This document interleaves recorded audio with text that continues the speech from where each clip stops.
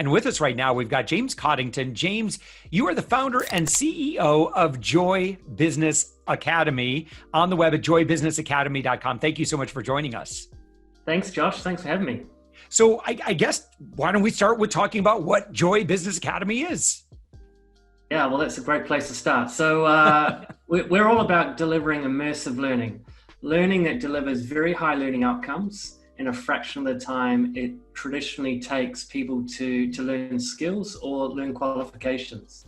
We've been doing this for just over 6 years, and we started off by delivering traditional education through games. We created really immersive games which connected to an audience which was largely disconnected with traditional education. And we're able to show that through playing games intertwined with educational outcomes, we could deliver a 95+% learning outcome for people who are getting less than 10% in traditional education. And then we've kind of grown it from creating mobile games into creating immersive VR experiences connected to qualifications. So you're able to do a qualification which would take you upwards of 2 to 4 weeks traditionally, and we're able to do it in just over an hour in VR. So the opportunities it's opening up for individuals which have traditionally haven't been able to get into the workforce because either they've got low literacy or perhaps English is not their first language and traditional education is failing them. So we're able to deliver this learning experience which creates really high learning outcomes for a very wide audience in a fraction of the time. So industry love it, government loves it, and ultimately people who are looking for a job love it. So what's going on that this is, explain a little bit of the science here. Why is this so much more effective? Well, it's no secret that the more immersive you can create a learning experience, the higher the learning outcome. And that's as simple as if you're in a classroom and perhaps you don't have high literacy levels, or perhaps that you don't enjoy learning through what we call chalk and talk, you're going to have very low learning outcomes. You'll switch off, you won't be engaged, you won't be excited about what you're learning. Now, if you enjoy what you're learning and you're able to not only learn the theory, but also apply that theory in that time, which is VR, you're able to create these really high learning outcomes. And it's not just a normal learning experience, like if someone was delivering you a PowerPoint presentation. Mm-hmm. You're able to actually experience that learning, which also creates your physiological response to that learning. So if you're creating something which is quite dangerous in the workplace, perhaps a health and safety scenario or something, mm-hmm. and you really want to mimic the response of what would happen if you were in danger, you do that in a VR experience. And we've shown that the heart rate mimics exactly what happens in real life, and also muscle memory. So if you're creating the muscle memory, the physiological response of the learning, you're getting these really high learning outcomes because it's as real as it possibly can be without actually being real. Yeah, and exploding a bunch of toxic chemicals into the air or something like that. And that's not always a well-oiled machine, right? Right. You can't do that more than once. No, there's so. Now, I mean, obviously, what we're talking about is learning. I mean, yes, I mean, there's likely some youth-based applications, but it looks like you're doing a lot of more adult education or professional training and development. Yeah, absolutely. I mean, it doesn't matter what country you're in. Disruption is hitting every industry. It doesn't matter what industry you've been in. Perhaps you've been in it for 20, 30 years. And you're finding that your industry, maybe manufacturing, maybe some more traditional type of work, is being disrupted through technology. Now, those individuals often have been in their jobs for 20, 30 plus years. They're having to learn new skills, and they're having to translate those skills into new industries.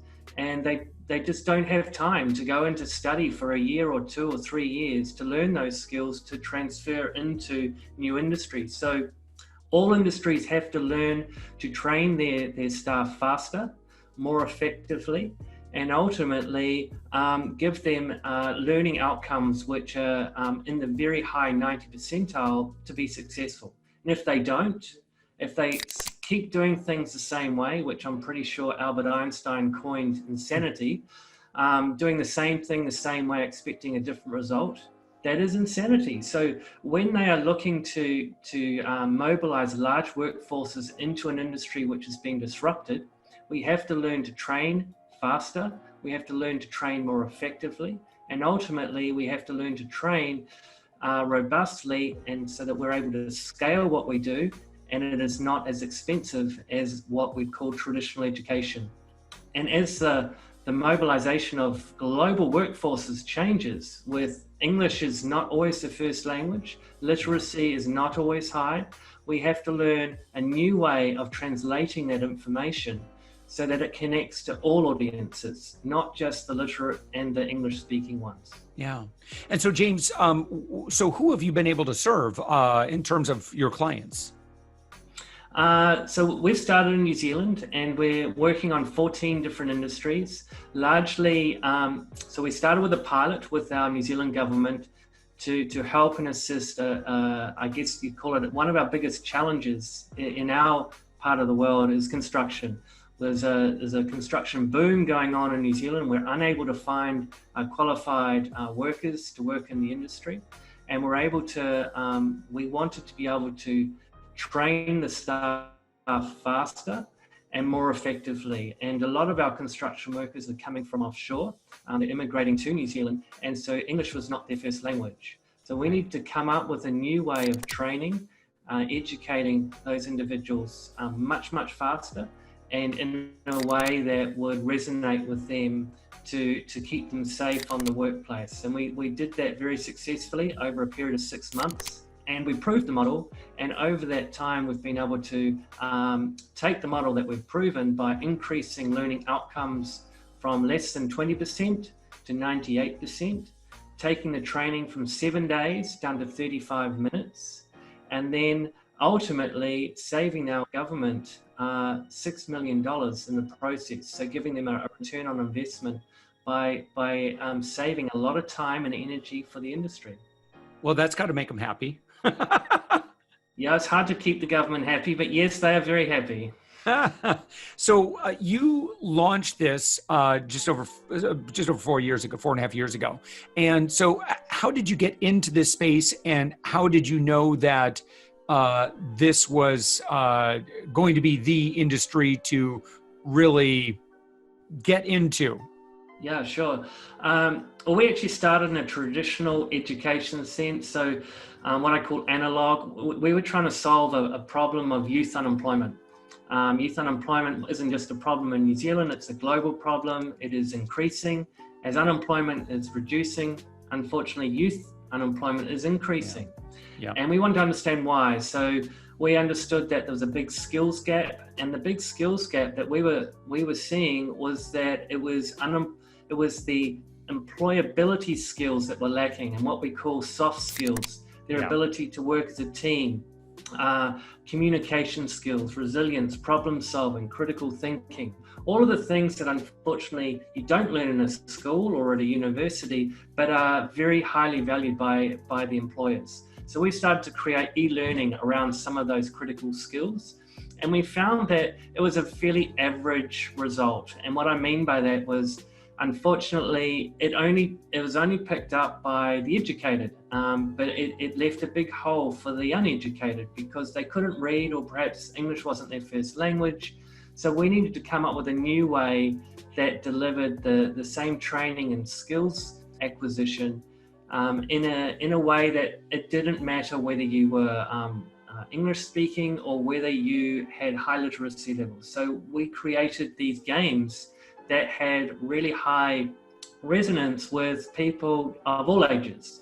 And if you have kids, you'll understand how much they're connected to their phones playing games. But it doesn't have to be games for evil, it can be games for good.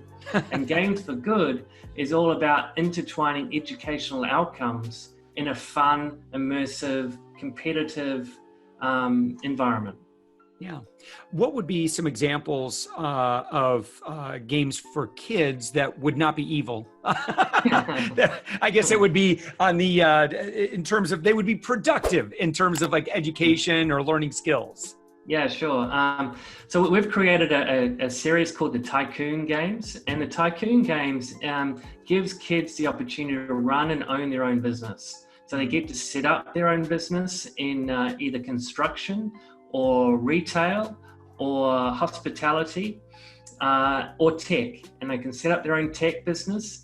And a big part of that is understanding what is required from a resources point of view, HR, from a balance sheet and a budgetary and a financial point of view. So a lot of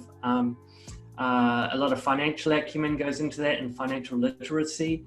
Then you start looking at how you resource that, how you manage the planning, project management, and then we create a game wrapping around this scenario, and the kids can play it for weeks on end.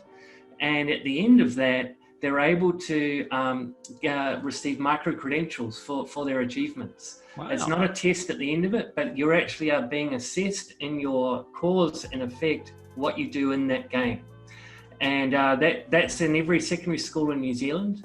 And certainly super excited to say the year 10, which in New Zealand is your age about 14 years old. That was the widely adopted throughout New Zealand. At the end of playing it for one term, which was 12 weeks, 1 hour a week, they're able to be testing at 2 years above their level. So that's year 13. And why and how they could do that? Well, they weren't just learning the theory of what a balance sheet is or what resources or what project management is. They're actually applying it within the game, having a lot of fun, being super competitive with other schools and their peers. And they had a ball. And at the end of it, they had this really tremendous understanding of what business was all about. Not just entrepreneurial skills, but also some of the soft skills that was required. So the business side of things, you just can't create in a normal environment, but you can in a game. And if you give them the latitude and the flexibility to play the game, their learning outcomes are quite tremendous. Wow. So in the United States, who would be someone that could either use your platform? Are there any titles that are available, or just what can we do to take advantage of the work that you're creating? Yeah, well, thank you, Josh. So there's over 14 industries which we're working with, which have direct application in the US, and we're already in the US at the moment, talking actively to different partners. So if you're in the construction vertical, or if you're in retail, or if you're in different elements of construction like scaffolding, or perhaps you're in petrochemical, agrochemical, you're in viticulture, horticulture, agriculture, health and safety, all of those, we have a massive library of content that companies can pick up. They can make it their own, they can brand it themselves, but ultimately we'd love to be able to share the amazing work that we've been able to achieve in little old New Zealand, because when you can take someone's learning outcomes from less than 20% to 98%, and they've been failing in traditional education, and you can turn that around in a health and safety environment, and you can prove that not only you can create a sustainable employment outcome, but you can make a safe work environment, that's got to be good for everyone.